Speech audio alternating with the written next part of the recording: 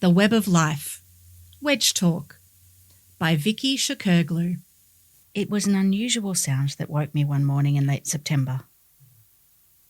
In the early light and in my half-sleep, I felt its familiarity and slowly trawled my memory to place it. Its proximity in my mind and in the room was palpable. Would I work out the puzzle of its irregularly repetitive sound before seeing its origin? Almost at once, the flash of the superb fairy wren offered me the answer. Its immaculate body banged up against the glass, its wings beating at such a pace they vanished from view. Brilliant blue turned dull, shaded by the eaves, and blurred by speed. Mesmerized, I watched this tiny creature reveal the capability of its nimble and deceptively strong body. From its perch outside the window, it flew to the glass, and, with belly brushing the surface and wings beating furiously, collected spiderwebs while moving sideways, then returned to its perch. Leap after leap, the little wren performed this move. The branch it returned to each time is covered in spikes and thin enough to be moved by the 10 grams of bird weight. I contemplated the energy required to do such a thing, the dexterity and precision. Its tenacity was astonishing. Where was it going with its collection? What site had it deemed safe enough for breeding? The density of the surrounding vegetation and connected habitat provided the right conditions for these and other small birds, but even then, the risks are many and varied. The distinct call of cuckoos such as the shining bronze and Horsfield's bronze also resonate in these weeks. They speak of the risks faced by the wrens, risks the little wrens probably considered when choosing where to take the spiderwebs. Given the right conditions, they all flourish in the same ecosystem. It's a complex balance refined over millennia. Contemplating these connected relationships expands our view and can warn us away from neglect and destruction towards care and rejuvenation. My beloved wake-up call returns regularly, not quite daily. On those days it does not appear, I wonder if it has survived another night, and what keeps it busy. Does it allow time between collection days for the spiders to build up substantial webs? What has it observed over its life, and what has it learnt from its ancestors? A few days after the wren first appeared, another creature told me a similar story of relationships. For weeks, the spotted pardalotes had been searching for a site to locate their nest burrow.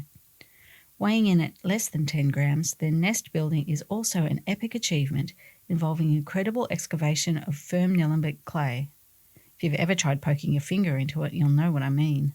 One of those mornings, I noticed faint marks on a red stringy bark near where the pardalotes had been searching.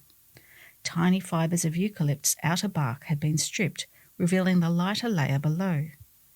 During those days, 1 or 2 of the pardalotes were repeatedly near a hose reel not far from where they had been searching for a nesting site.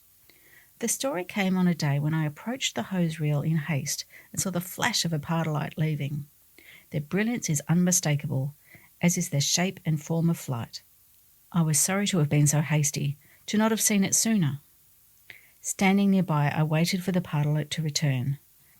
A thick slab of old stringy bark covers the hose reel to protect some insect houses, more on that another time, and within minutes the pardalote landed.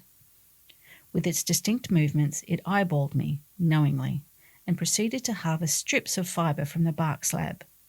Its body gleamed, striking speckles and spots, reds and yellows and ochres, all lush among black and white.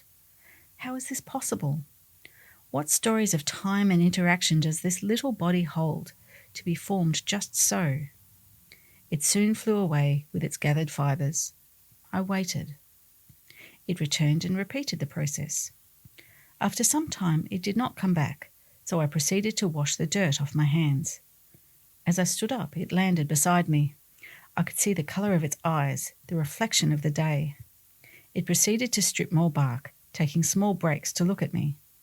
I remained watching, learning, contemplating. As I stood there, I thought of its burrow and how it would check the area for safety before going in. I wondered how it would line the chamber with these special fibres. What parts of its body would it use, and how? I wondered what else it may have collected, and what other kinds of materials are suitable to ensure the health of the family. I I thought of the wonderful stringy barks and tried to come up with some other plant species that had the same quality of fibre. None came to mind. I felt my stomach churning at the loss of these species, how the dear pardalotes need the stringy bark, and the stringy bark needs the pardalotes to keep its leaves clean from insects. These are the affirmations of the need to revegetate our landscapes with indigenous species, those that have evolved with this complexity of relationships.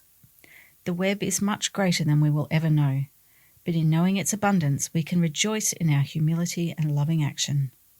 I'm already looking forward to the spiderwebs building up around the window for next year's gleaning. About Vicky. Vicky is a member of Nillumbik, a group committed to reinvigorating Nillumbik's biodiversity. Find out more at nillumbik.org. This article was read by Rebecca Rose, Sandy Miller.